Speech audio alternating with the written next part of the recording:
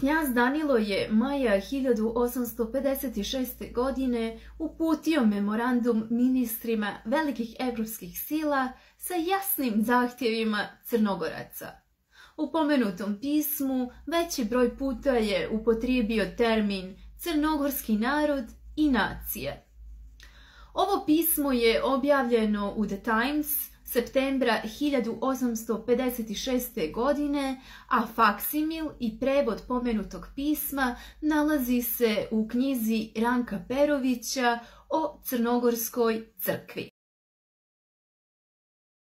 U sred kritičnih okolnosti i u prisustvu projekcija i razmatranja koje proističu od stranih sila, crnogorski narod sačuvao je svoje mirno držanje bez opterećivanja evropskih dvorova opisom bolne situacije u kojoj se nalazi vjekovima. 466 godina crnogorski narod odbija da se podredi bilo čijoj moći ili da prizna vlast bilo kojeg gospodara.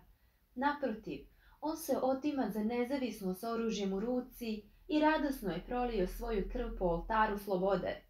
4,5 vijeka crnogorski narod trpio je neprestanu borbu sa Turskom imperijom, nekada najmoćnijom u Evropi, pred kojom su drhtale sve države Evrope. Krv njenih junaka pala je na svaki kamen njegovih slobodnih planina i Crna Gora je sačuvala svoju dragocjenu slobodu. Politika velikih sila bila bi jako pogrešna kada one ne bi uzele u obzir žrtve koje njen narod podnio u ime hrišćanstva, taj narod koji se između Srpskog kraljevstva, Vizantijskog carstva, Kraljevstva Bugarske, Bosne i Epira, koji su svi podlegli napadima Turaka, ponosno branio među svojim bezvodnim planinama i koji je znao kako da sačuva, uprkos svom siromaštvu i oskudici, najsvetiji posjed koji jedna nacija može da ima, svoju nezavisnost. Evropske sile slabo ili jedva da uopšte i znaju za ovaj narod iz planina. Kraljevi se nisu brinuli da nezavisnost ove nacije bude priznata i da ona uđe u veliku porodicu evropskih država. Jedan od uzoraka ove indiferentnosti, koji je bio nerazdvojan u hijerarhijskoj organizaciji vlade, bio je kasnije uklonjen obnovom starog sistema, ne dobijajući ni zaštitu ni podršku od hrišćanskih snaga, a trebalo bi da one poboljšaju svoj stav i zahvalnosti za zasluge koje je učinio za hrišćanstvo. Crnogorski narod vidio je sebe ograničenog na uzak prostor i prinuđenog da se bori za vraćanje svojih starih granica. Dok god Crna Gora bude ostala zatvorena u svoje sadašnje granice, njena sudbina biće ista kao što ju je pretrpjela u proteklih 5 vjekova, to jest neprekidna i krvava borba da povrati svoje prijašnje posjede. Crna Gora se ne odriče teritorija koje je posjedovala u već tako dalekom periodu, već zahtjeva da joj se vrati zemlja za koju se borila u najkritičnijim vremenima sa istim žarom kao i za svoju nezavisnost. Što se tiče njegove nezavisnosti, crnogorski narod ne misli da ona može biti dovedena u pitanje. Svo vrijeme on je imao pravo da ratuje ili sklapa mir sa Turskom i često je koristio to pravo.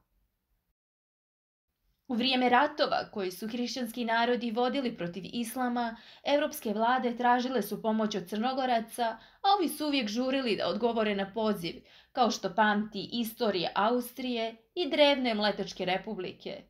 Francuzi i Englezi tek su 1806. i 1814. godine djelimično upoznali Crnogorce, kada su se, zavedeni na pogrešan put, na tuđi podsticaj, ovi posljednji našli između dvije vatre. U tom periodu Crnogorci su još uvijek imali Grahovo, Župu, Banjane, Pivu, Drobnjake, Kruševicu, Zubačke Uble, Vaseviće, kao i rijeku Taru i Lim, i upravo te teritorije su i danas poprište svih njihovih borbi s Turcima. Po cijenu svoje krvi, Crnogorci su osvojili čitavu Kotorsku obalu koja im je pripadala do 1814. godine, do dana kada je car Aleksandar I pozvao mitropoliju i crnogorski narod da ustupe Kotorsku obalu Austriji, kojoj ju je Bečki kongres upravo bio dodijelio. Crnogorci su se pokorili odluci evropskih sila, povukli su se u svoje planine i prepustili obalu Austriji. Bila je krupna nepravda to što su nas potpuno odvojili od mora i nisu nam ostavili ni jednu luku. Bez slobodne trgovine za državu Crnu Goru nema ni napretka ni unutrašnjeg razvoja i nikakve osnove koja je dobra za stvaranje regularne političke organizacije i pogodnih veza sa susjednim narodima. Crnogorci dugo osjećaju potrebu za posjedovanjem slobodne luke.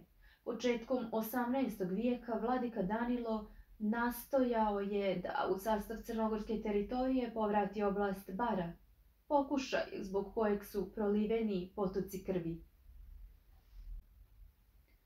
Oslanjajući se na razloge koje sam upravo objasnio, uvjeren sam da će velike evropske sile željeti da zaštite slabije od jakih, da će željeti da garantuju Crnogorcima integritet njihove teritorije, da će im garantovati ono što može da sačuva njihovu nacionalnost i njihova prava nepovrijeđenima.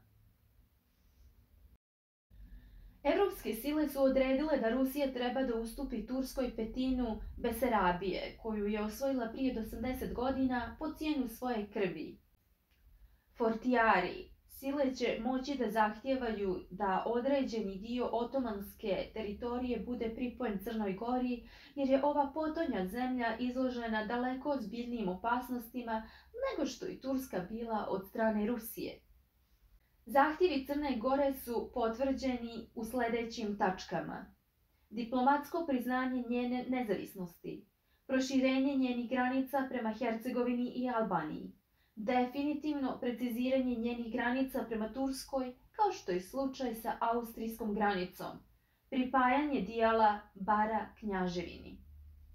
Vaša ekscelencija će se iz ove izjave uvjeriti o situaciji i poslovima ove nacije i sumnjam da je vaša ekscelencija neće uzeti u obzir i preporučiti pažnju njegovog veličanstva, čija nam hrišćanska milost i osjećaj za pravdu daju nadu da se nismo uzalud pozivali na njegovo ljubazno dobročinstvo.